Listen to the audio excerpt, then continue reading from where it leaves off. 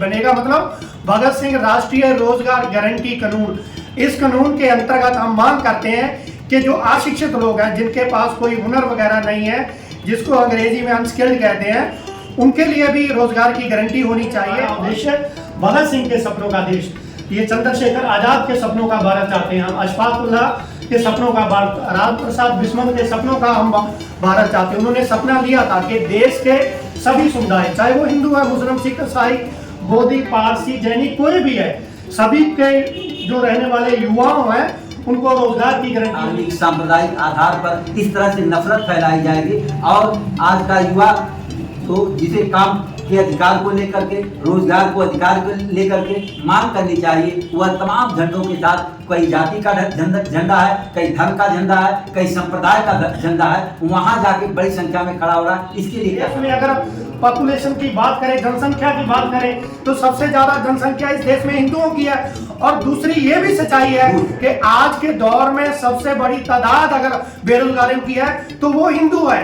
अगर देश में हम कहते हैं कि बीजेपी का शासन है, बीजेपी के शासन में सबसे बड़ी तादाद हिंदू बेरोजगारों की है। फैलाने का काम है पूरे देश में, ये कौन कर रहा है? ये साधारण लोग नहीं कर रहे हैं। देश के हिंदू पूरे देश में नफरत फैलाने का काम नहीं कर रहे, ये तो बीजेपी और आरएसएस और उनसे जुड़े हुए लोग, बीजेपी और आरएसएस के लोग तो ये कह रहे हैं हिंदू खतरे में है। वो बिल्कुल खतरे में नहीं है। अगर आप पहलगाम घटना की आपने बात की तो वहाँ जो मारे गए उनके परिवार के सदस्य जो थे, जिनके वहाँ वो किसी का पति चला गया, किसी का बाप चला गया, उन्होंने मीडिया के सामने क्या कहा? उन्होंने मीडिया को कहा और बीजेपी नेताओं को, आप जो बेरोजगार हैं उनके जीवन में तो खुशहाली नहीं है, तो यूपी के युवा आने वाले समय में संगम में जाके प्रण करेंगे कि आपने 2 करोड़ रोजगार देने का वादा किया था, हम गंगा के तट पर खड़े होकर कहेंगे।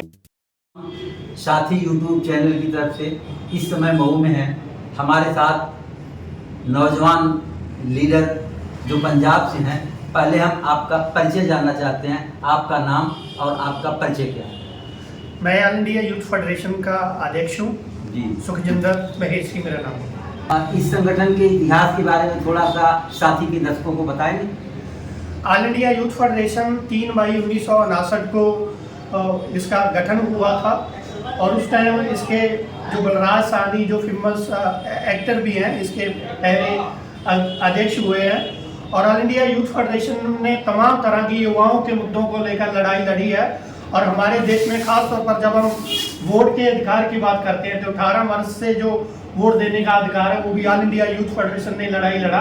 ऑल इंडिया यूथ फेडरेशन ने युवाओं के रोजगार के लिए भी लड़ाई लड़ा। देश में के तमाम जो युवाओं के मुद्दे हैं उनको लेकर अपने गठन से लेकर आज तक वो लड़ाई लड़ रहा है। भगत सिंह रोजगार गारंटी योजना ये क्या है, आप क्या चाहते हैं? भगत सिंह राष्ट्रीय रोजगार गारंटी ये योजना नहीं है, ये भगत सिंह राष्ट्रीय रोजगार गारंटी कानून है। कानून और योजना में अंतर हम इसलिए करना चाहते हैं कि सरकार बहुत सारी योजनाएं चलाती है और योजनाओं को इम्प्लीमेंट करना या नहीं करना है ये सरकार के ऊपर निर्भर करता है। जैसे पेंशन योजना है, किसी के खाते में पेंशन डाला या नहीं डाला वो सरकार को हम कोई क्लेम नहीं कर सकते। इसके माध्यम से आपकी क्या मांगे हैं और आपका संगठन इसके लिए क्या कर रहा है? ऑल इंडिया यूथ फेडरेशन जो रोजगार के लिए पूरे देश में अभियान चला रहा है, हम चाहते हैं कि जैसे पहले हमारे देश में एक कानून बना हुआ है, वो ग्रामीण क्षेत्र में जो रहने वाले लोग हैं उनके लिए कानून है, 100 दिन रोजगार की गारंटी है। और हम चाहते हैं कि ये खाली ग्रामीण क्षेत्र के लोगों को रोजगार की गारंटी नहीं चाहिए, चाहे वो ग्रामीण क्षेत्र के रहने वाले हैं, गाँव के रहने वाले हैं और चाहे शहर के रहने वाले हैं, उनके लिए रोजगार की गारंटी का कानून बनना चाहिए। और खास तौर पर हम ये भी कहना चाहते हैं कि ये कोई अनपढ़ लोगों के लिए रोजगार की गारंटी नहीं चाहिए। जो पढ़ा लिखा है, जिस हिसाब से वो पढ़ा लिखा है उसी हिसाब से उसको रोजगार की गारंटी होनी चाहिए। बनेगा, इसीलिए बनेगा मतलब भगत सिंह राष्ट्रीय रोजगार गारंटी कानून। इस कानून के अंतर्गत हम मांग करते हैं कि जो अशिक्षित लोग हैं, जिनके पास कोई हुनर वगैरह नहीं है, जिसको अंग्रेजी में अनस्किल्ड कहते हैं, उनके लिए भी रोजगार की गारंटी होनी चाहिए। और प्रति महीना जो उनको तनख्वाह मिलनी चाहिए, कम से कम 30,000 रुपये वो महीना मिलनी चाहिए। इसी तरीके से जो अर्ध शिक्षित हैं, जो सेमी स्किल्ड हैं, उनके लिए इस कानून के अंतर्गत 35,000 रुपये पर मंथ तनख्वाह वाली नौकरी चाहिए। और जो स्किल्ड हैं, जो पढ़े लिखे हैं, जिनके पास कोई हुनर वगैरह है, उनके लिए 45,000 रुपये पर मंथ सैलरी वाली नौकरी होनी चाहिए।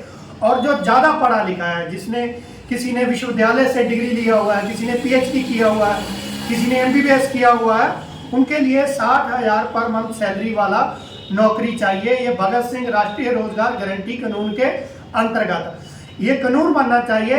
और अगर कानून बनने के बाद भी सरकार रोजगार देने को मना करती है तो कानून में ये प्रावधान हो कि जिनको रोजगार नहीं दिया गया, युवाओं ने आवेदन दिया रोजगार के लिए अपनी एलिजिबिलिटी के अकॉर्डिंग, तो कानून में ये प्रावधान होना चाहिए कि उनको रोजगार इंतजार भत्ता मिलना चाहिए। जैसे बहुत सारी राज्य सरकार और सेंट्रल गवर्नमेंट भी कभी कभी बात करती है हम बेरोजगारी भत्ता देंगे। हम बेरोजगारी भत्ता की बात नहीं करते। बेरोजगारी भत्ता खाली बैठे बैठाए हमें कोई वो लाभ नहीं चाहिए। सरकार कहती है कि देश युवा है, ये युवाओं का देश है, भारत युवा है। तो भारत जो युवाओं का देश है उसमें बेरोजगारी किस तरह की है, उस बेरोजगारी से कैसे निजात मिल सकती है? ये तो हमारे लिए अगर पूरे विश्व की हम बात करते हैं तो सबसे ज़्यादा युवा जो जनसंख्या है वो भारत में है। ये हमारे लिए एक तरह का वरदान है। लेकिन युवा संख्या से अगर जो उनकी योग्यता वो कोई काम नहीं लिया जाएगा, उनका काम लेना चाहिए। जो आज युवा है उनको विश्वविद्यालयों में, स्कूलों में, कॉलेज में वो शिक्षक भर्ती होने चाहिए, वो और जो अस्पताल है वहाँ भर्ती होने चाहिए। देश में नई फैक्ट्रियाँ, कुल कारखाने लगे, वहाँ रोजगार हो। आपका संगठन भगत सिंह को आइकान मानता है। भगत सिंह की राजनीतिक चेतना या युवाओं के लिए भगत सिंह और उनके साथियों ने जो कहा था उसे आप इम्प्लीमेंट कराना चाहते हैं, फिर भी या भारत का युवा आपके साथ या आपके संगठन के साथ क्यों नहीं जुड़ पा रहा? वो ऐसा नहीं है कि ये युवा हमारे संगठन से नहीं जुड़ रहा। ये कमी रहती है, वहाँ कमी रहती है जहाँ हम अपनी आवाज़ युवाओं के पास नहीं लेकर के जाते हैं।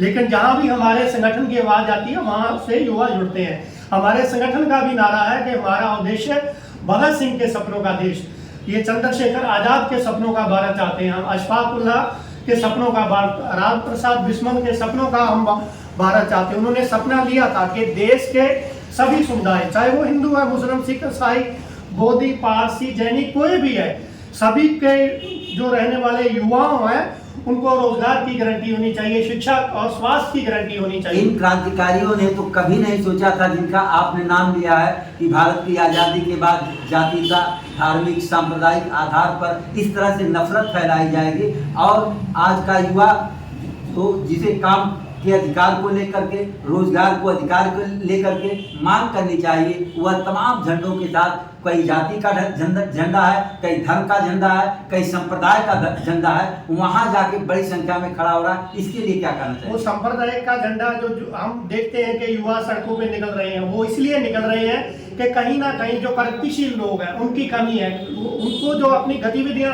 बढ़ाने की आज के दौर में आवश्यकता है। जिन युवाओं को पता चलेगा कि भगत सिंह क्या है, राम प्रसाद बिस्मिल क्या है, अशफाक उल्लाह का संदेश क्या था, जब उनको पता चलेगा तो वो जानेंगे कि असल में इस देश के युवाओं को लड़ाई ऐसा नहीं है कि किसी मुस्लिम के खिलाफ लड़ाई लड़ना है, किसी सिख के खिलाफ लड़ाई लड़ना है। आज अगर कोई बेरोजगार है, सबसे ज्यादा इस देश में अगर पॉपुलेशन की बात करें, जनसंख्या की बात करें, तो सबसे ज्यादा जनसंख्या इस देश में हिंदुओं की है। और दूसरी ये भी सच्चाई है कि आज के दौर में सबसे बड़ी तादाद अगर बेरोजगारों की है तो वो हिंदू है। अगर देश में हम कहते हैं कि बीजेपी का शासन है, बीजेपी के शासन में सबसे बड़ी तादाद हिंदू बेरोजगारों की है। आज उन युवाओं ने जो लड़ाई लड़नी है वो लड़ाई लड़नी अपने रोजगार के लिए। उनका रोजगार छीना है मल्टीनेशनल कॉरपोरेशन ने, क्योंकि हमारे जो कल कारखाने थे, हमारा जो पब्लिक सेक्टर था वो अडानी को बेचा जा रहा है, अदानी को बेचा जा रहा है। यहाँ हमारे युवाओं को रोजगार मिलना था, शिक्षा और स्वास्थ्य का प्राइवेटाइजेशन हो रहा है, यहाँ हमारे युवाओं को रोजगार मिलना था। तो देश के जो तमाम युवा हैं, यहाँ यूपी के जो तमाम युवा हैं, उनको लड़ाई लड़नी है कॉरपोरेट सेक्टर के खिलाफ। जैसे भगत सिंह, राजगुरु, सुखदेव ने लड़ाई लड़ा ब्रिटिश शासन के खिलाफ, उसी तरीके का एक लड़ाई आज के शासन के खिलाफ, जो उनका शोषण करता है, जो उनको बेरोजगार रखता है, जो उनका रोजगार छीन रहा है, उस शासन के खिलाफ आज के युवाओं को लड़ाई लड़नी होगी। भारत बहुत विशाल देश है और विभिन्न संस्कृतियों का, धर्मों का, जातियों का। आप पंजाब से आते हैं और पंजाब खासकर साउथ में all India youth federation, all India student federation तो दिखाई देता है, लेकिन उत्तर भारत के बेल्ट में जहां आप मऊ और आजमगढ़ कभी पूर्वांचल का केरल कहा जाता था, लेकिन क्या कारण है कि आज यहाँ उत्तर भारत के पूर्वी इलाके में नौजवानों की और विद्यार्थियों की स्थिति कमजोर है। इस सम्मेलन के माध्यम से आज क्या अपील करना चाहेंगे और कैसे चाहेंगे कि युवा और स्टूडेंट इस मूवमेंट के साथ जुड़ें? और आज क्योंकि हमारा 2 दिन का यहाँ राज्य सम्मेलन हो रहा है ऑल इंडिया यूथ फेडरेशन का, तो इसमें आने वाले समय के कार्यक्रम तय करेंगे। खास तौर पर लड़ाई लड़ना होगा। ये लड़ाई उस टाइप का होगा, खास तौर पर युवा जिनका वो एक तरह की जिंदगी दांव पे लगी हुई है। आज जो हम देखते हैं कि यूपी गवर्नमेंट क्या कहती है कि रोजगार की अगर हम व्यवस्था की बात करें तो इनको इजराइल भेजा जाएगा। इजराइल जहाँ युद्ध चल रहा है, यूपी के युवा वहाँ जान जोखिम में डालकर वहाँ आमदनी के लिए वहाँ जा रहे हैं, पैसा खर्च करके परिवार छोड़ के जा रहे हैं। और यूपी के युवा खाली इजराइल नहीं जा रहे हैं, उनको यहाँ रोजगार ना होने की वजह से दिल्ली जाना पड़ता है, मुंबई जाना पड़ता है, कोलकाता जाना पड़ता है। यहाँ यूपी में रोजगार क्यों नहीं है? हमारा जो संगठन ऑल इंडिया यूथ फेडरेशन है आने वाले दिनों में प्लान करेगा कि यूपी में एक अभियान चलाया जाए, यहाँ के यूपी के युवाओं को यहीं रोजगार मिले। इसके लिए भगत सिंह राष्ट्रीय रोजगार गारंटी कानून को लेकर हम पूरा एक अभियान चलाएंगे राज्य में। अभी पिछले दिनों वक्फ बोर्ड को लेकर के जो सरकार की तरफ से बयान आया, जो कानून में चेंजेस किया जा रहा है, अभी पहलगाम में जो कुछ हुआ है, देश त्राही कर रहा है। एक तरफ कई तरह की बातें की जा रही थी, देश लेकिन एकजुट है उसमें कि हम हिंदू मुस्लिम सिख ईसाई आपस में है, भाई भाई, इस तरह के नारे उठ रहे हैं। तो जो देश में जो नफरत के बीज फैलाए जा रहे हैं, उस नफरत को आप ढाई आकर प्रेम में यूथ फेडरेशन आपका कैसे बदलेगा, क्या काम करेगा? ये जो नफरत फैलाने का काम है पूरे देश में, ये कौन कर रहा है? जो साधारण लोग नहीं कर रहे हैं। देश के हिंदू पूरे देश में नफरत फैलाने का काम नहीं कर रही। ये तो बीजेपी और आरएसएस और उनसे जुड़े हुए लोगों बीजेपी और आरएसएस के लोग तो ये कह रहे हैं हिंदू खतरे में है। वो बिल्कुल खतरे में नहीं है। अगर आप पहलगाम घटना की आपने बात की तो वहाँ जो मारे गए उनके परिवार के सदस्य जो थे, जिनके वहाँ वो किसी का पति चला गया, किसी का बाप चला गया, उन्होंने मीडिया के सामने क्या कहा? उन्होंने मीडिया को कहा और बीजेपी नेताओं को कहा कि आप नफरत फैलाने का काम बंद करो। और खाली यही नहीं कहा नफरत फैलाने का काम बंद करो, उन्होंने कहा कि वहाँ सिक्योरिटी नहीं था। किसके ऊपर ब्लेम लगाया? बीजेपी गवर्नमेंट के ऊपर ब्लेम लगाया। और उन्होंने कहा कि कश्मीरियों के ऊपर जो आप नफरत फैलाने का काम कर रहे हो ये बंद होना चाहिए। और जिनके सदस्य वहाँ चले गए आतंकवादी घटना में, वो उनकी बात सुनने की बजाय आप अपनी पॉलिटिक्स कर रहे हो। तो इसका मतलब क्या है कि जिन्होंने अपनी जान गंवा दी वहां, आप बड़े पैमाने पर युवा नशे के शिकार हो रहे हैं। सोशल मीडिया पर तमाम अनर्गल जो ऐसी चीजें हैं, बुरी चीजें हैं, उसकी लत पड़ती जा रही है। उससे युवाओं को कैसे रोका जा सकता है? ऑल इंडिया यूथ फेडरेशन उसके लिए क्या काम करेगा? असल में हमारे देश के जो प्रोग्रेसिव लोग हैं उनकी एक तरह की त्रासदी है कि जो काम उनको ज्यादा करना चाहिए उस पे ऊपर ज्यादा फोकस नहीं रहता। बीजेपी आज क्या कर रही है, आरएसएस क्या कर रही है, ठीक है वो अपना काम कर रहे हैं, लेकिन हमारा दायित्व क्या है? ये सवाल सुखजिंदर सिंह से है कि भगत सिंह का लोगो लगा के, भगत सिंह को बैनर पे लगा के आप चलते हैं कि ये हमारे आदर्श हैं। तो भगत सिंह के आदर्श को उन युवाओं तक कैसे पहुंचाएंगे जो युवा आज भटकाव के रास्ते पर? ये हमारी जिम्मेदारी है कि जैसे ये पूरा प्रोपेगेंडा किया गया कि कुंभ के मेले में इतने करोड़ लोगों ने स्नान किया, लेकिन आने वाले समय में युवा शायद जाएंगे संगम में, वहां प्रण करने के लिए जाएंगे। किस बात का? कि वहां जाते हैं ना लोग अपने जीवन की समृद्धि के लिए, कि वहां स्नान करेंगे तो वो जीवन में कोई खुशहाली आएगा। लेकिन आज जो बेरोजगार हैं उनके जीवन में तो खुशहाली नहीं है। तो यूपी के युवा आने वाले समय में संगम में जाके प्रण करेंगे कि आपने 2 करोड़ रोजगार देने का वादा किया था। हम गंगा के तट पर खड़े होकर कहेंगे कि कहाँ है रोजगार? गंगा वही है ना जिसने यहाँ के जीवन के लिए यहाँ कितना उपज उगाया, गंगा के मैदानों में कितने लोगों का जीवन बसा हुआ है, और गंगा ने जिसने इतना कुछ किया है, गंगा के एरिया में राज करने वालों ने लोगों का रोजगार छीना है। इस बात को लेकर हम पूरे यूपी में जाएंगे। यूपी और बिहार में, खासकर यूपी राज्य सम्मेलन आप मऊ में कर रहे हैं, तो आपका हमने प्रस्ताव भी देखा, कुछ प्रस्ताव भी हैं। उस प्रस्ताव का इम्प्लीमेंट यूथ में कैसे ले जाएंगे और इस सम्मेलन के जरिए आपका क्या संदेश होगा यूपी के नौजवानों के लिए? यूपी के नौजवानों के लिए संदेश क्या होगा कि आज यूपी के युवा अपने अंदर वो देखें, नजर डालें अपने अंदर। यहाँ से जब दिल्ली जाना होता है तो कौन सा थर्ड एसी का वो टिकट बुक लेकर वहां जाते हैं? जो जहां से ट्रेन जाती है जनरल डब्बे में कैसे वो ठूसे हुए जाते हैं? क्या ये यही है राष्ट्र जो बनाना चाहते हैं जो बीजेपी और मोदी जी हैं? उनको रोजगार के लिए कैसे जनरल डिब्बे की खिड़कियों से लटकते हुए जाते हैं, चाहे वो सूरत जाना हो चाहे कहीं जाना हो। हमारा संदेश उन युवाओं के है कि आपके बलबूते आपने रोजगार दिया, आपने वोट डाली यूपी के युवाओं ने, ये मोदी को आपने प्राइम मिनिस्टर बना दिया, आपने वोट डाला योगी को सीएम बना दिया, उनको नौकरी दी, तनख्वाह वाली नौकरी दी है। पर मंथ अगर योगी के खाते में सैलरी आती है, किसकी वजह से आती है? क्योंकि यूपी के युवाओं ने उनको वोट डाला और उनको परमानेंट एक वो नौकरी दे दी है जो ये राज्य का मुख्यमंत्री है। इसी तरह देश का जो हमारा प्रधानमंत्री है, ये किसने उनको नौकरी दिया? ये देश के युवाओं ने नौकरी दिया। देश के प्रधानमंत्री को युवा नौकरी दे, राज्य के मुख्यमंत्री को युवा नौकरी दे, लेकिन युवाओं की नौकरी क्या है, इस बात को लेकर हम जाएंगे। नीचे आपका बैनर है, बैनर पे देखा हमने, एक तरफ चे गुवेरा का फोटो तो दूसरी तरफ भगत सिंह और डॉक्टर भीमराव अंबेडकर जो संविधान निर्माता है हमारे देश के, उनके बगल में देश की प्रथम शिक्षिका सावित्रीबाई फुले। ऐसे लोगों का संगम, ऐसे लोगों का समागम अगर कोई कर सकता है तो ऑल इंडिया यूथ फेडरेशन कर रहा है। हमारी भी चिंता ये है, हम भी चाहते हैं कि नौजवान नफरत में न बटे, जाति और धर्म के सवालों को लेकर न उलझें, अपने सवालों को लेकर, अपनी मांगों को लेकर चलें। आप ऐसे स्लोगन को लेके और ऐसे व्यक्तित्व को लेकर के अगर समाज में, लोगों में, युवाओं में जाएंगे तो निश्चित ही संगठन का फायदा होगा। संगठन का फायदा नहीं, देश का फायदा होगा। इससे इन महापुरुषों के जरिए आप युवाओं को क्या संदेश देना चाहेंगे? हमारे संगठन में जो भी प्रोग्राम वगैरह होते हैं, आज अगर यहाँ का राज्य सम्मेलन हो रहा है तो वहाँ ज्योतिबा फुले का फोटो लगा होगा, सावित्रीबाई फुले का फोटो आपने देखा होगा, डॉक्टर भीमराव अंबेडकर का फोटो देखा होगा। और आज के दौर में इसलिए इनको महापुरुषों को याद करना ज़्यादा जरूरी है क्योंकि पूरे के पूरे संविधान को बाईपास करके हमारे देश की गवर्नमेंट है जो अपना सरकार चला रही है। आज के दौर में अगर गाँव में और शहरों में देखो, अगर आज भी जाति भेद हुआ है तो एक तरह के भारत के माथे ऊपर संविधान की आपने बात की तो सर्वोच्च न्यायालय पर देश के उपराष्ट्रपति धनखड़ जी ऐसे सवाल उठा रहे हैं और वह सवाल जनता सुनकर जनता के भी दिल दिमाग में सवालिया निशान माननीय सुप्रीम कोर्ट के लिए उठ रहे हैं। इसमें आप क्या कहना चाहेंगे? असल में खाली आज संविधान को बचाने की जरूरत ही नहीं है, संविधान को बचाना भी और संविधान को मजबूत करने की भी जरूरत है, क्योंकि हमारे देश में अभी तक रोजगार का गारंटी का प्रावधान नहीं है।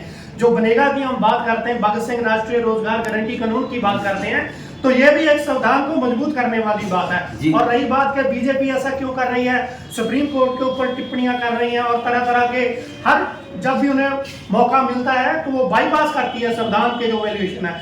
सरकार चाहती है कि ये इस देश का कोई विधि विधान ना रहे और हमारी लड़ाई ये है कि पूरे की पूरी जो व्यवस्था है, चाहे एक राज्य की व्यवस्था है, चाहे एक गांव की व्यवस्था है, चाहे हमारे देश की व्यवस्था है, उसके लिए प्रॉपर कोई विधि विधान होना चाहिए। सरकार चाहती है कि पूरे का पूरा जो निर्णय लेने का अधिकार है वो तानाशाही तरीके से लिया जाए। इसलिए चाहती है कि अगर अडानी को हमने कुछ लौटाना है तो हमारा विधान उसकी इजाजत देता है या नहीं देता उसको पूछने की जरूरत नहीं है। अडानी जो बोलेगा वही विधान होना चाहिए। एक तरह से अडानी और अंबानी की तानाशाही लागू करने वाली जो पॉलिसी है हम उसका खंडन करेंगे। सुखजिंदर जी, अंतिम बात साथी के लिए करते हुए, हम साथी जो यूट्यूब चैनल है ये जेंडर इक्वलिटी के लिए, जाति धर्म संप्रदाय से ऊपर उठकर कबीर का ढाई आकर प्रेम को बढ़ाने के लिए हम काम कर रहे हैं, जिसमें साथी काम कर रहा है। साथी के लिए आपके दो शब्द। और हम चाहेंगे कोई भी, चाहे हमारा ये साथी चैनल है और चाहे दूसरे अन्य चैनल है, खास तौर पर जो इस दौर में, नफरत के दौर में, जहां जो हमारे देश में पूरे का पूरा लुटाया जा रहा है चंद पूंजीपतियों के हाथों को, और उस दौर में जब पूरे का पूरा गोदी मीडिया लगा हुआ है नफरत फैलाने और देश के अवाम के मुद्दों को दरकिरार करने में, ऐसे चैनलों की, ऐसे मीडिया की आवश्यकता है। और आज के दौर में मेरे ख्याल से अगर गोदी मीडिया और दूसरे चैनलों को बंद करेंगे तो ऐसे चैनलों के जरिए हमें ज्ञान भी मिलेगा, जानकारी भी मिलेगी और ठीक रास्ता अपनाने की हमें दशा भी मिलेगी। ऐसे चैनलों को प्रमोट भी करना चाहिए। आपने हमसे बात किया, बहुत बहुत धन्यवाद साथी की तरफ से और साथी के दर्शकों की तरफ से। शुक्रिया, धन्यवाद।